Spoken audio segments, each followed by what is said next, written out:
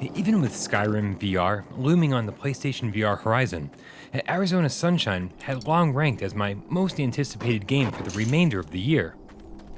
Shooting zombies in VR is a no-brainer, but with Resident Evil 7 overrun with tar monsters, so far only Brookhaven delivered what I was after. But even then, I wanted full locomotion, something bigger, meatier. To all the Freds out there, I just want to say, this tour, so much fun. I'm really enjoying myself.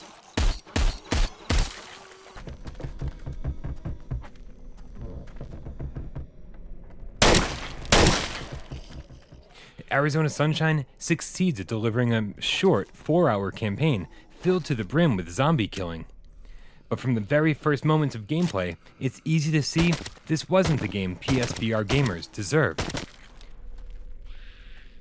Oh man, this tour sucks. I'll definitely file a complaint with customer service. The voice acting sets the stage with awkward deliveries, making me feel like Arizona Sunshine would have been better suited with silence. But the real disappointment comes not from the audio, but from the graphics. On a standard PlayStation 4, the whole look of the game appears unfinished, with pop-in and seemingly no anti-aliasing to be found. There are often crowds of zombies on screen, but the same character models are used so often that they become so familiar, they might as well have names.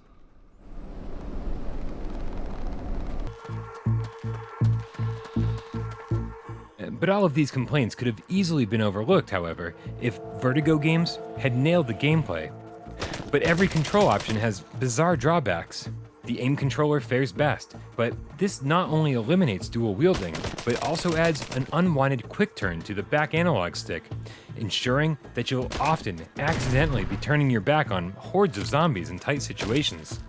You'll also discover invisible walls at the worst possible times.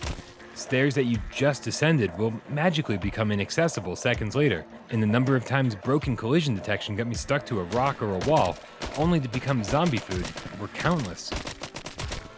And for the first time since Robinson the Journey, motion sickness became a real issue again.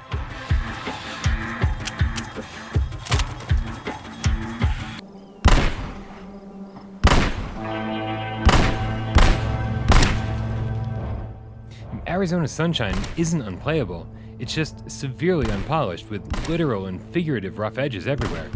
Controls seem to have been implemented without referring to other games in the genre, and even after hours of blasting through the campaign, I was still reminding myself which buttons did which actions. I mean, seriously, it took me 5 minutes to figure out the menu screen. Multiplayer Horde mode doesn't fare any better. Sporting even more invisible walls with an extremely small arena, the match will be over before you know it. No options, no variety, and no other arenas, it just feels totally tacked on and completely untested.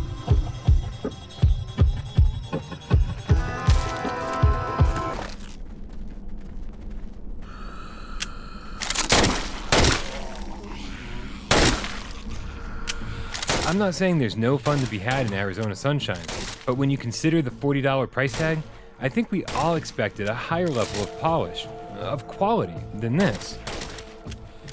So if you absolutely need to kill some zombies in VR, go play Brookhaven. Otherwise, wait for a sale, or the inevitable and hopefully game-changing patch.